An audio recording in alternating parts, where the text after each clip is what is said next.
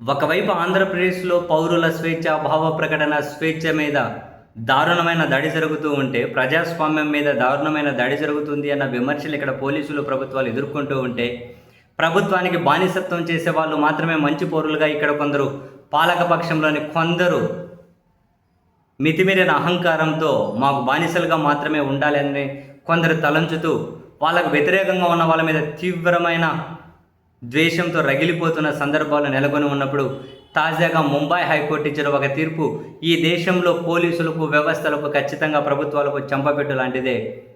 సయ్యద్ వహీద్ అనే ఒక social democratic party of India అనే ఒక చిన్న పార్టీ, ఆ పార్టీ కార్యకర్తను ముంబై నగర బహిష్కరణ 1 సంవత్సరం పాటు చేస్తూ అక్కడి పోలీసులు నిర్ణయం తీసుకుంటే, ఎందుకు తీసుకున్నారు ఆ నిర్ణయం? ఆయన ప్రజా వ్యతిరేక, ప్రభుత్వ వ్యతిరేక ఆందోళనలో పాల్గొంటున్నారు అని, దానివల్ల శాంతి భద్రతల సమస్య వస్తుంది అని, ఆయన పెరిగిన ఇంధన ధరలకు వ్యతిరేకంగా ధర్నాలు చేశారని, పెరిగిన గ్యాస్ ధరలకు వ్యతిరేకంగా ధర్నాలు చేశారు అని, ఆయన 5 సంవత్సరాలు 6 సంవత్సరాల నుంచి ప్రభుత్వాలకు వ్యతిరేకంగానే నిరసనలు చేస్తూ ఉన్నారు అని, దాని ద్వారా శాంతి భద్రతల సమస్య వస్తుంది అని చెప్పి పోలీసులు సయ్యద్ వహీద్ అనే ఒక పౌరుణ్ణి ముంబై నగర బహిష్కరణ చేసుకుంటూ నిర్ణయం తీసుకున్నారు. ఆ నిర్ణయాన్ని ఆ పౌరుడు ముంబై హైకోర్టులో ఛాలెంజ్ చేస్తే, ఆ ఛాలెంజ్ని యాక్సెప్ట్ చేసినటువంటి ముంబై హైకోర్టు ఒక విస్పష్టమైన తీర్పు ప్రకటించింది. దేశంలో న్యాయస్థానాలకు ఇది ఒక మార్గదర్శకం కావాలి, దేశంలోని పోలీసులకు, ప్రభుత్వాలకు కూడా చెంపపెట్టు కావాలి. ముంబై హైకోర్టు ఏమనింది? పౌరులంటే ప్రభుత్వానికి బానిసత్వం చేసే బానిసలు అనుకుంటున్నారా అన్నది పోలీసులను సూటిగా. పోలీసులు అంటే ప్రజలకు సేవకులు అనుకుంటున్నారా, ప్రభుత్వానికి రాజకీయ పార్టీలకు సేవకులు అనుకుంటున్నారా?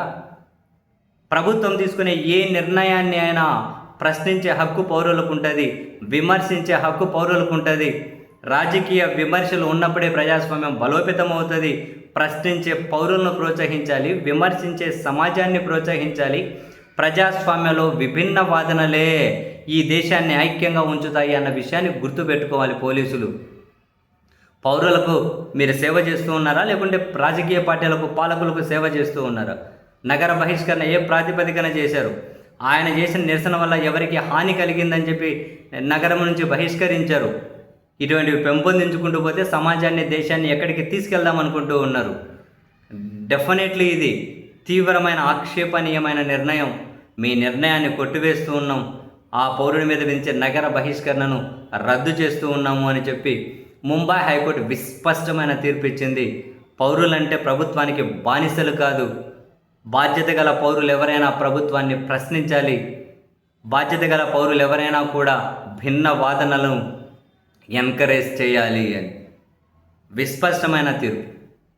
దేశంలో చాలా న్యాయస్థానాలకు, చాలామంది పోలీసులకి ఇది అత్యవసరం. అయినా కూడా పోలీసులు మారట్లేదు అనుకునేది వేరే విషయం.